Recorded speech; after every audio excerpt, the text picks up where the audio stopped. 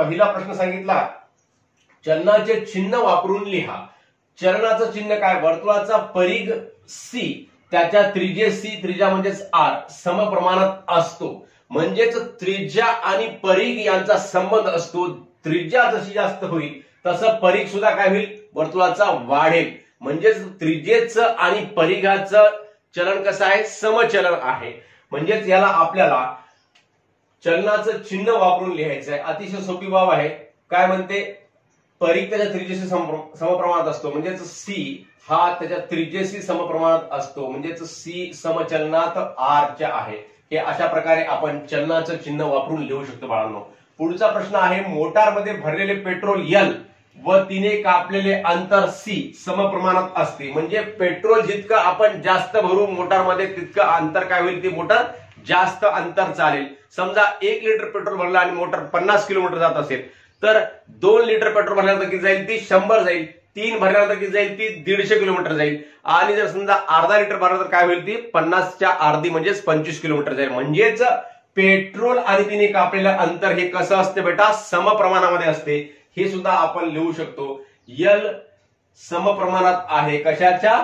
सीच्या. अशा प्रकारे आपण चलनाचं चिन्ह वापरून आपण याला लिहू शकतो. तिसरा प्रश्न आहे, सफरचंदांची किंमत व सफरचंदांची संख्या यात समचलन आहे. यावरून खालील सारणी पूर्ण करा. मग सफरचंदाची किंमत आणि सफरचंदाची संख्या यांच्यामध्ये काय म्हणते? समचलन आहे. मग समचलन आहे म्हणल्यानंतर आपण काय करायचं बेटा? सफरचंदाची संख्या काय घेतलं? एक्स घेतला आणि सफरचंदाची किंमत काय घेतलं? वाय घेतलं. यांच्यामध्ये समचलन आहे सांगितलं. एक्स समप्रमाणात आहे वायच्या. मग म्हणून याला आपल्याला कसं लिहिता येते? एक्स बरोबर आहे, या चलनाचं जे आपण चिन्ह वापरलं, एक्स समप्रमाणात आहे वायच्या. मग एक्स समप्रमाणात वाय, मग यालाच लिहिलं आपण एक्स बरोबर आहे. इथं स्थिरांक घेतला के, के वाय. के काय आहे? के हा चलनाचा स्थिरांक आहे. के हा चलनाचा स्थिरांक आहे असं आपणास म्हणता येते बेटा. चलनाचा स्थिरांक आहे के. मग आता म्हणून मग के बरोबर काय होते? के बरोबर एक्स छेद वाय, किंवा आपण एक्स ची किंमत काय घेतली तर 1 घेतली. एक्स बरोबर 1 घेतला आणि वाय किती आहे बेटा? 8 आहे. म्हणजेच 8 के होते. म्हणून के बरोबर आहे काय होते बेटा? 1/8. गुणाकाराचं 8 पोटाला इकडे भागाकारामध्ये आलं. मग के ची किंमत निघाली 1/8. 1/8 म्हणजे स्थिरांक किती निघाला? आता 1/8 हा स्थिरांक निघालेला आहे. मग आपल्याला इथं काय काढायचं? पहिल्यांदा एक्स ची किंमत डॅश डॅश सांगितली. एक्स बरोबर आहे के वाय लिहून टाकायचं. आणि मग एक्स बरोबर के वाय. एक्स ची किंमत सांगितलेली नाही, एक्सच आहे. मग के ची किंमत किती आहे बेटा? 1/8 आहे. आणि वाय ची किंमत किती आहे? वाय ची किंमत आहे 56. म्हणून मग 8 एका 8, 8 पंचे 40, 8 सका 48, 8 7 56. म्हणून एक्स बरोबर किती आला? तर या ठिकाणी 7 आलेला आहे. मग इथं 7 आपण लिहू शकतो. अशा प्रकारे उत्तर आल्यानंतर इथं 7 लिहिलेलं आहे आपण. तसंच आपल्याला अजून काय सांगितले दुसऱ्या उदाहरणामध्ये? एक्स ची किंमत किती सांगितली? एक्स बरोबर के वाय असंच लिहा. एक्स ची किंमत आहे 12 आणि के ची किंमत किती आहे? 1/8 आहे गुणिले वाय. मग म्हणून वाय बरोबर आहे 12 ला 12 आणि भागाकाराचं जे 8 आहे तर 8चं काय होईल? इकडे येऊन गुणाकार होईल. म्हणजेच वाय बरोबर 12 गुणिले 8 होते. म्हणून वाय बरोबर आहे 12 96 हे उत्तर येतं बेटा या ठिकाणी. मग 96 आपण लिहू शकतो. तर अशा प्रकारे हे 96 हे उत्तर आलेलं आहे दुसऱ्या या गणितामध्ये. मग शेवटच्या गणितामध्ये काय सांगितलेलं आहे आपल्याला? एक्स ची किंमत काढायची आहे. इथं सुद्धा तसंच एक्स बरोबर आहे के वाय. म्हणजेच एक्स ची किंमत काढायची आहे आपल्याला. एक्स बरोबर आहे के ची किंमत किती आहे बेटा? 1/8 आहे. आणि वाय ची किंमत किती आहे? 160 आहे. मग 160 गुणिले करायचं याला. मग 8 एका 8, 8 दोन्ही 16, 0 ला 0. म्हणून एक्स बरोबर आहे 20 गुणिले 1 किती होते? मग 20 होते बेटा. तर अशा प्रकारे आपण या सगळ्या किमती काढलेल्या आहेत. म्हणजेच आपल्याला या सफरचंदाची संख्या व सफरचंदाची किंमत हे जे समचलनाचं उदाहरण आहे, म्हणजे सफरचंदाची संख्या जशी वाढेल तशी सफरचंदाची किंमत सुद्धा कशी होईल मुलांनो, जास्त होईल, आणि सफरचंदाची संख्या जशी कमी होईल तसंच सफरचंदाची किंमत सुद्धा कशी होईल, कमी होईल. म्हणजेच हे समचलनाचं उदाहरण आहे. आणि x बरोबर ky हे काय आहे, आज k हा चलनाचा स्थिरांक घेतला तर x बरोबर ky हे आपलं समीकरण तयार होते. म्हणजेच y बरोबर आहे x छेद k असं सुद्धा करता येते आपल्याला, किंवा x बरोबर ky असं सुद्धा करता येते. व हे घेऊन आपल्याला हे समीकरण घेऊन आपल्याला x ची किंवा y ची किंमत आपल्याला या तक्त्यामध्ये सारणीमध्ये सोडवता येते बाळांनो. तर आपण लगेच पुढचा प्रश्न बघूयात.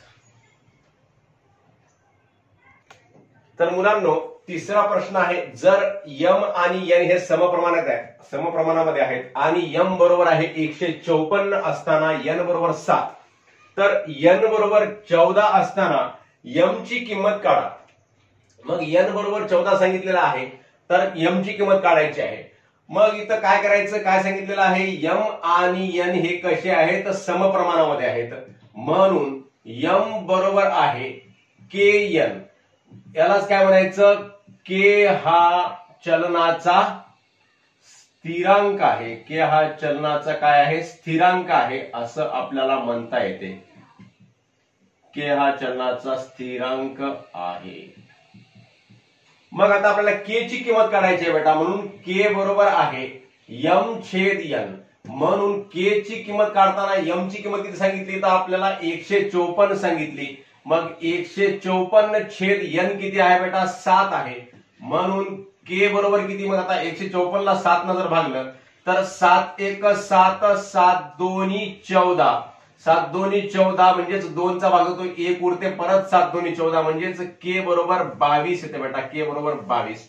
मग k बरोबर 22 ही किंमत आपल्याला घेऊन आपल्याला या ठिकाणी n बरोबर 7 असताना, या n बरोबर 14 असताना m ची किंमत काढता येते. म्हणजेच कसं, जसं आपण या ठिकाणी लिहिलं m बरोबर kn, म्हणून m बरोबर kn. आता m ची किंमत किती सांगितली बेटा, m ची किंमत आपल्याला काढायची आहे आणि n ची किंमत सांगितलेली आहे, किती सांगितलेली आहे, n ची किंमत 14 सांगितलेली आहे. म्हणून m बरोबर आहे k ची किंमत आहे 22 आणि n ची किंमत किती आहे, 14 आहे. तर म्हणून m बरोबर आहे 22 1 22 22 2 44 22 3 66 22 चोक 88 ला 8 हाचे आले 8. मग 22 1 22 22 आणि 8 30 308. म्हणून m बरोबर किती येते बेटा, 308 येते. अशा प्रकारे आपण m ची किंमत या ठिकाणी काढू शकतो. अशा प्रकारे आपण तिसरं उदाहरण सोडवलं आहे. अतिशय सोपं आहे.